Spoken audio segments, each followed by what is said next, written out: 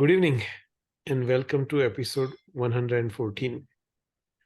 As always, let's start with our gratitude attitude. So, if you would please gently close your eyes.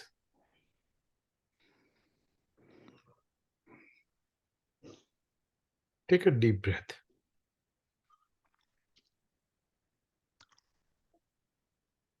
As you exhale,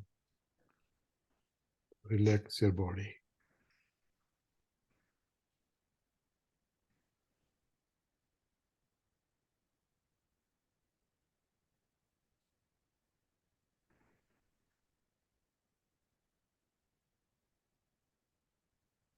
Take another deep breath.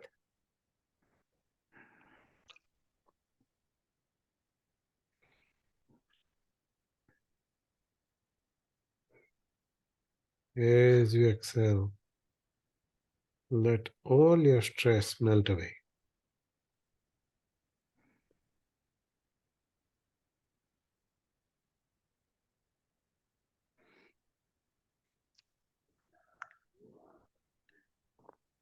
Take one more deep breath.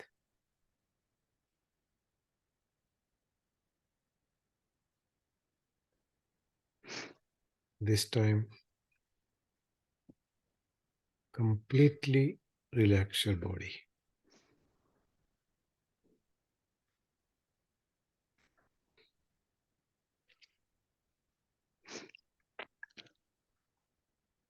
Now, think of one thing that you're thankful for that happened in the past week.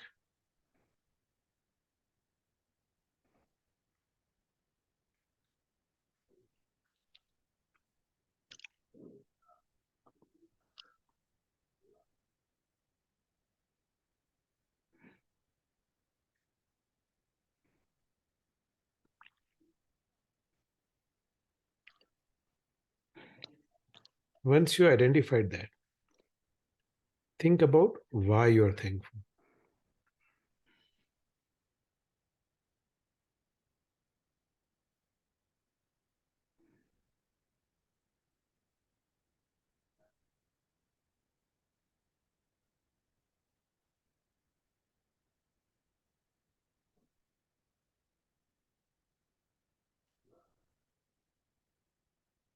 Now let's set it free.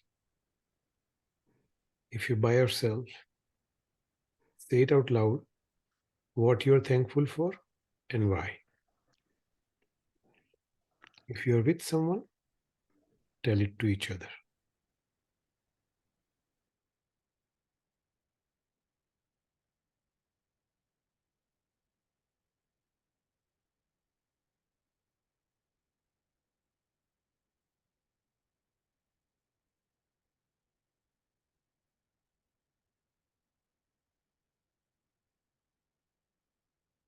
All right. So I'm sure you all heard this classic phrase, it takes a village. It ended up being a political phrase about 15 years ago.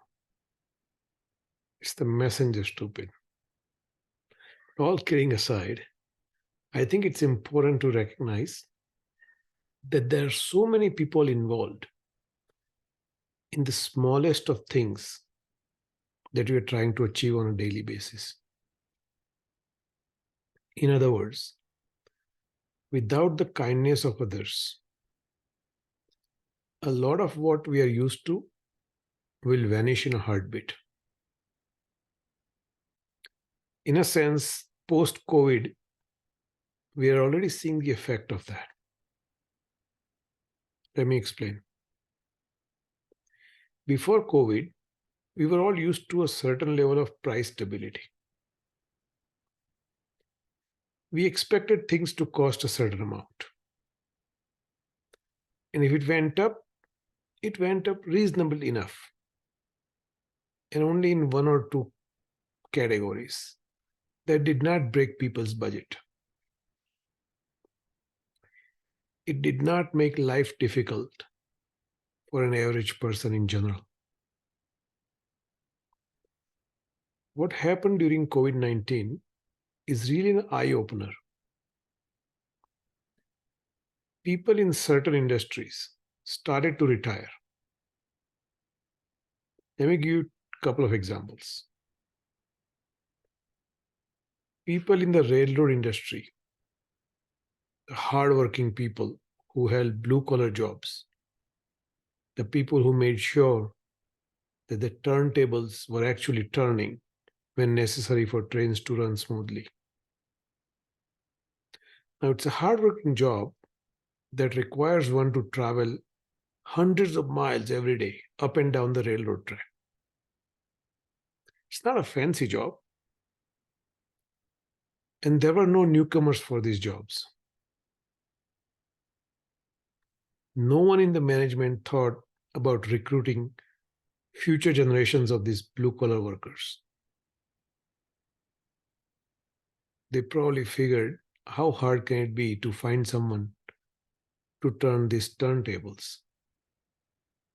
Well, during COVID, a lot of these workers retired. As a result, the railroads could not find enough people at any price, it seemed. They offered whatever it took to keep the trains running. The oil and gas industry is also in a similar crisis.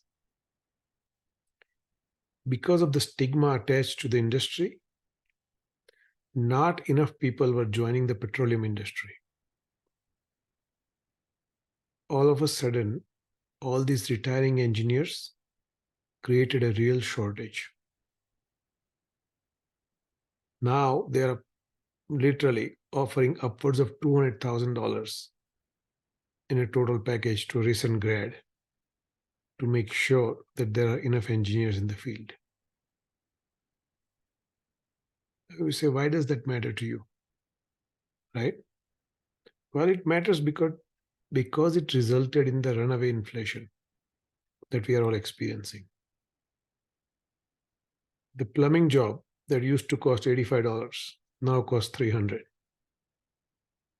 That changes people's lifestyle. So I come back to kindness of others. Without the kindness of others, we would not be able to live a comfortable life that we're used to. Let me give you a simple example. When you woke up this morning, you went to brush your teeth. You opened the faucet and water came out. You didn't put any thought into it at all. That's what's supposed to happen. But think about how many people are involved in getting that water to you. It starts with raw water. Now, depending upon your water source, a raw water either comes from a reservoir or a well.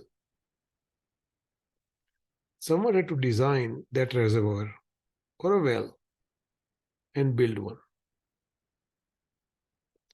Then someone put together a pipeline to bring that raw water to a treatment plant. Someone designed that plant and built one. Now, when I say someone, actually, it's many, right? Many people are involved in this task, not just one person does that. People operate these treatment plants 24 hours a day to make sure that all the particles that are not supposed to be in your water are taken out and water is safe to drink directly out of the tap. By the way, that itself is a luxury majority of the world does not have. Most of the population in this world does not have access to clean drinking water right out of their tap. So you see, quite possibly, thousands of people were involved just to make sure that you get your water first thing in the morning when you turn on your faucet. And this is just one example. This is true for everything that goes on in our lives on a daily basis. In short, we need others for our physical, emotional, and spiritual well being.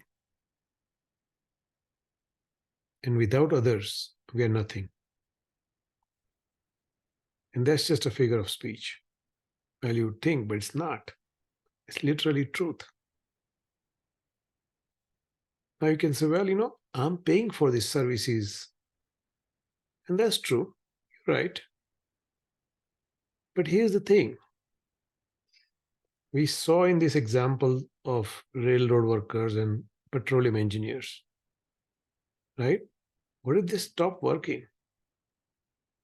They have a choice. What effect that would have on our daily lives? As we speak, there is a strike by auto workers. Now, if the strike lasts long enough, there may not be enough cars for people to buy, resulting in price increases. So, yeah, you are paying for these products and services, but we must remember the kindness of others in bringing these goods and services to us. So, this is telling us something so interesting about who we actually are. Because self grasping and self cherishing, right, think that I'm independent of everything. I'm there, I'm solid, I'm real, I'm findable. And I move around in an ocean of other real things and real people with no connection at all. Right? I'm here by myself, they are on their own. But occasionally we see that connection, just like we saw with these examples. But generally we don't notice that we only exist in relationship to others. In fact, we are totally dependently related. That's how we exist. And dependently related is the opposite of being independent. It's the literal opposite. So we must cherish other beings who we don't even know who are helping us, right? In so many ways. Rather than thinking, I did this and that's it, and I don't need anybody else. So that's the sermon for the day. Today, we're going to do this eye movement meditation. So, what we'll do is, as always, right, settle down at our hearts. And then after that, we'll focus our attention on different directions using our eye movements. So, we'll have our eyes closed. And then I would direct you to focus your attention, let's say, on top of your eyes. And this will involve eyeball movement while your eyes are closed. And we'll do this in different directions. And once we completed this, we'll observe the space like awareness. So that's the plan. If you're ready, let's get into our meditation posture, cross-legged position.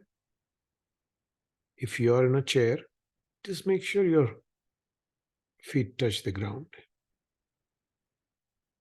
your back straight, spine upright, shoulders leveled. Gently close your eyes.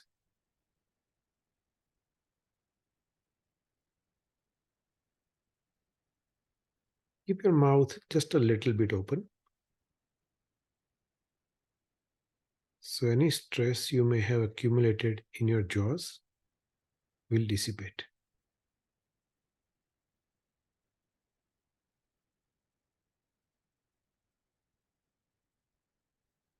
Palms in your lap,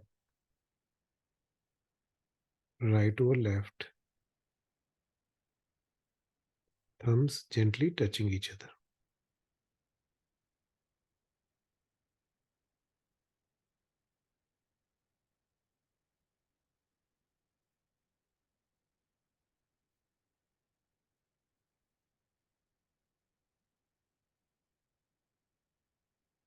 Take a deep breath.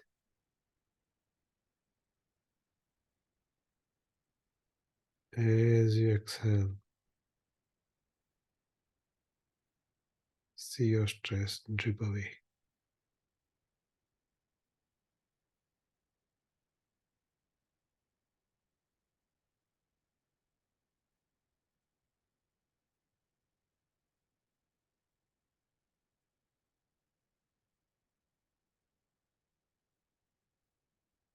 Take another deep breath.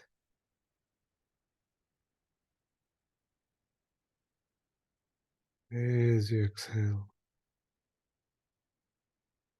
let yourself completely loose like a ragdoll.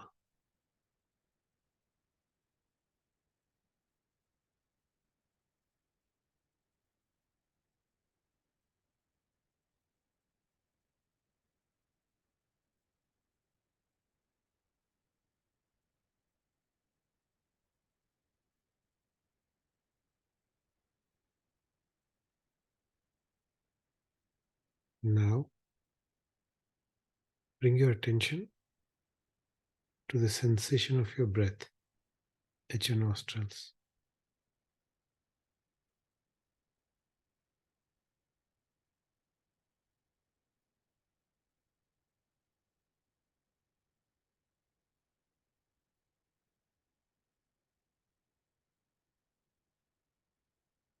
Feel the cool air as you breathe in.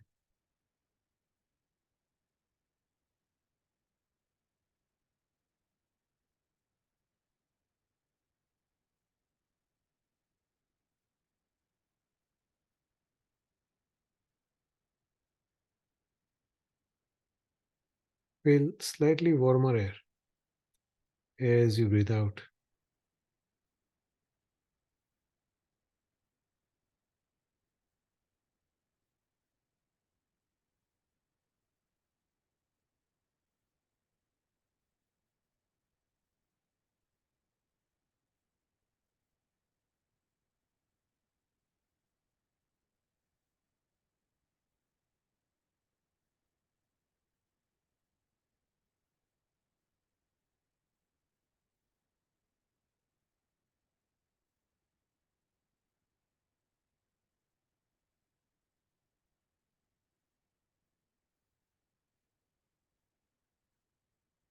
Keep your attention at the sensation of your breath for about a minute or so on your own.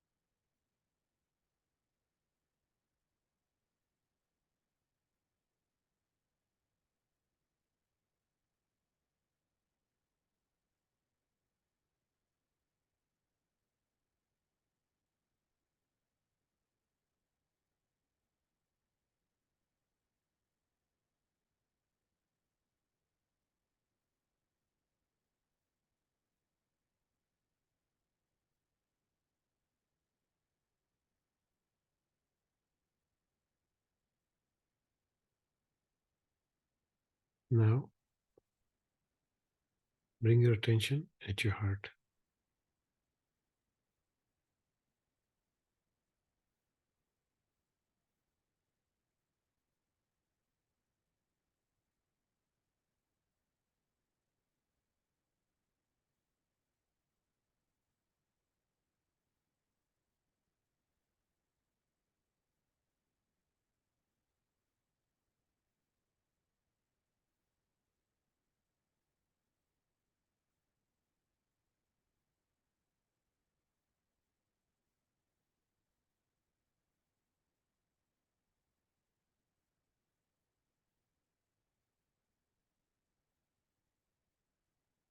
Experience the peaceful nature of your root mind at your heart.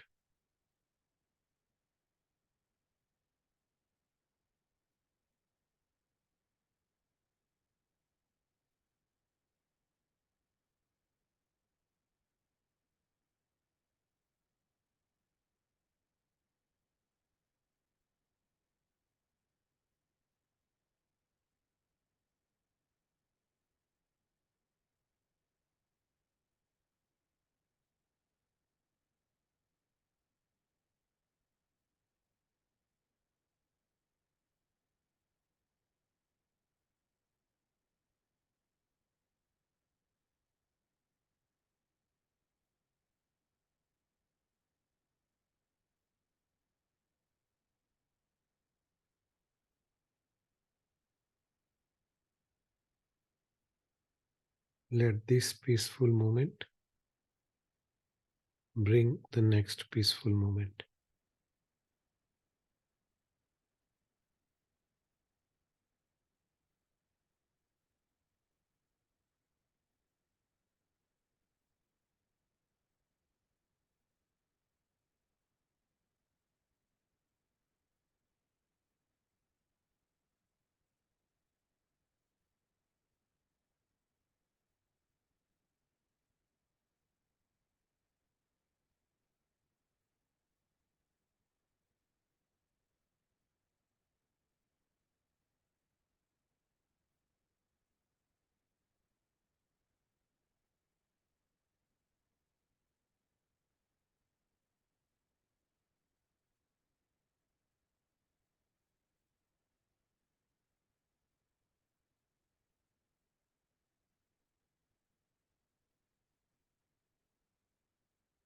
Remember, there is nothing to do.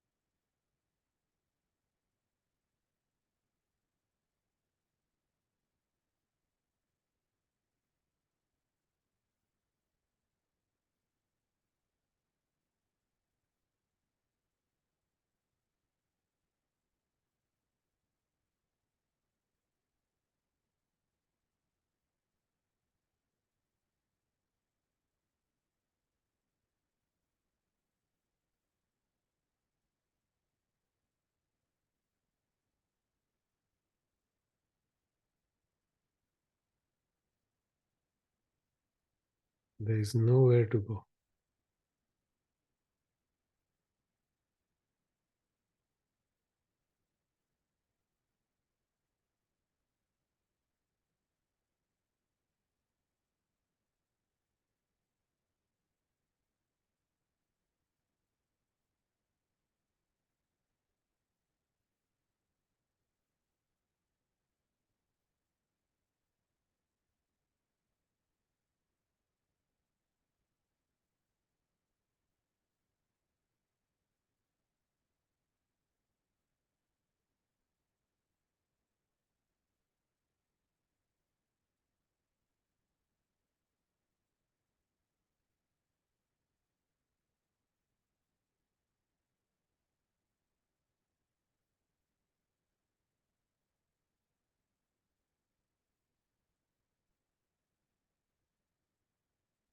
Just enjoy.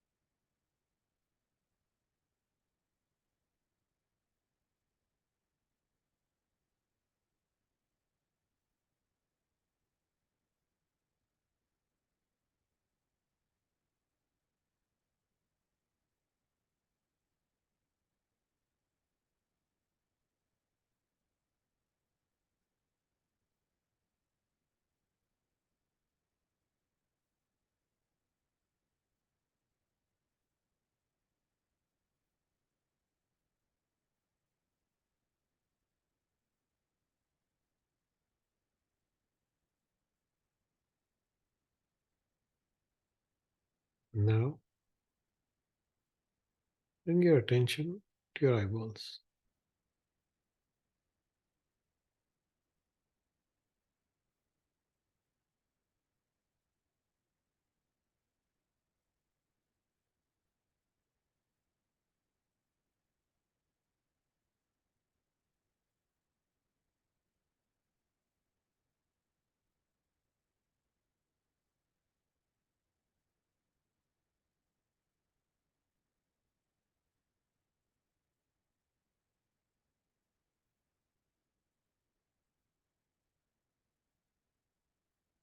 Move your focus to the lower right corner of your eye.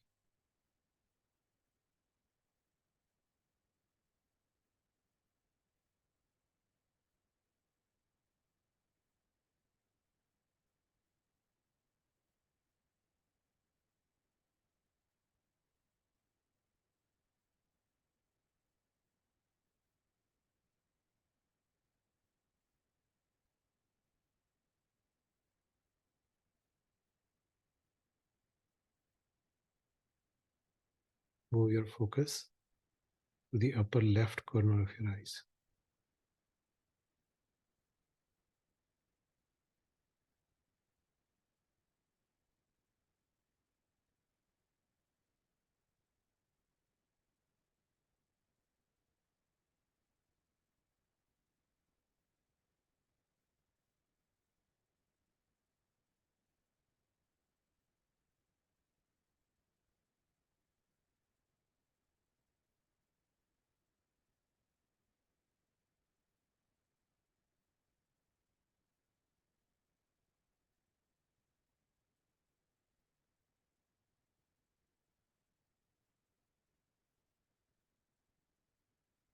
Move your focus to the bottom center of your eyes.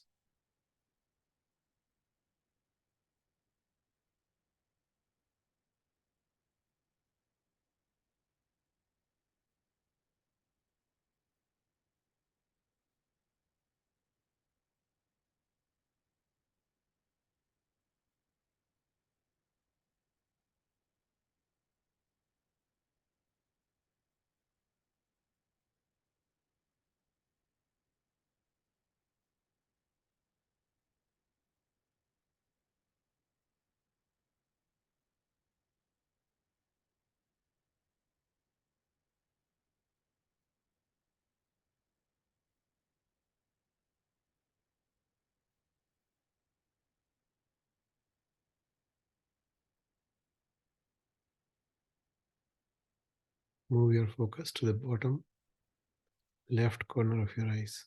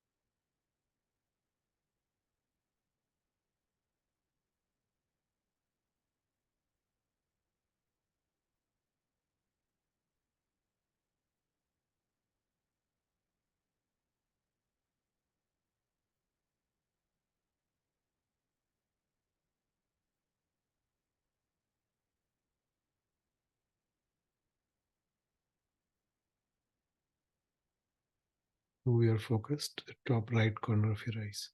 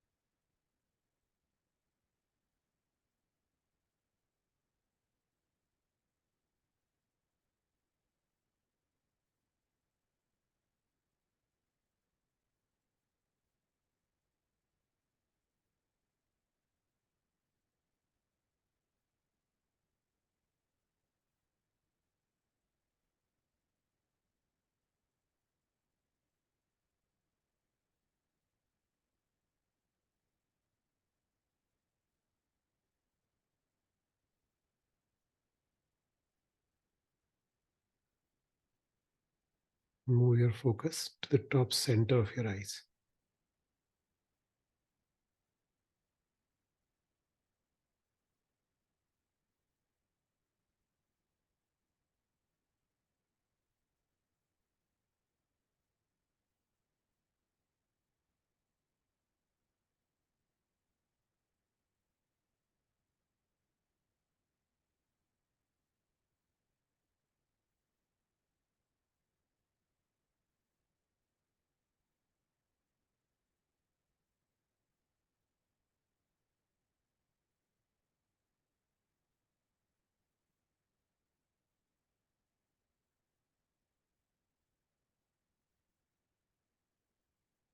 When you're ready, gently open your eyes.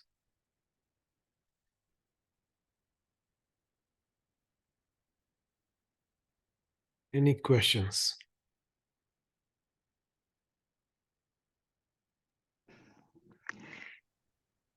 Go ahead, Ankur.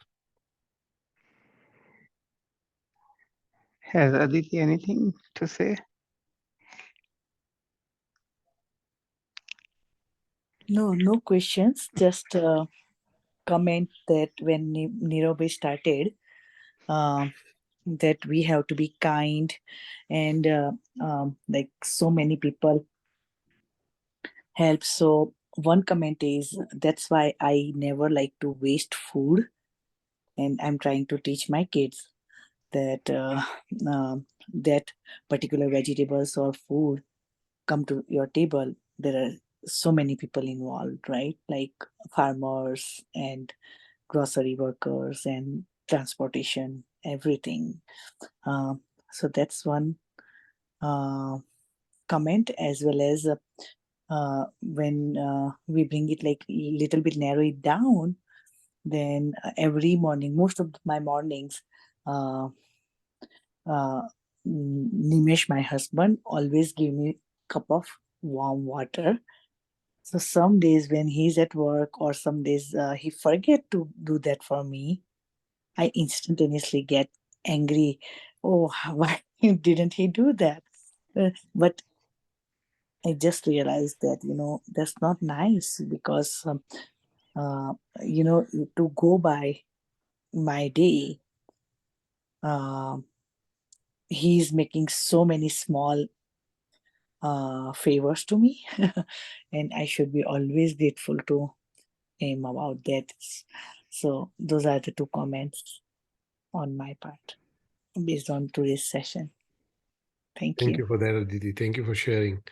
Yeah, Uh, yeah, it's a very good thinking, Aditi. mhm. Absolutely. And something in the same line, like for anything that we get as a service or material or item, we take it granted. Mhm. And apart from that, even our own development. Uh, this is my personal feeling that we think that all the success is my contribution or my uh, achievement. Rugged individualism, we call it. Yeah, yeah. Yeah, but I feel personally that any individual stands on the four cornerstones: the family, friends, the teacher, not the college, the one who gives some knowledge, Mhm. and society. And most of the time, the person thinks that he is clever or smart or well educated, but these four entity has knowingly or unknowingly given him a shape, Absolutely. whether he likes it or not, and whether he knows or not.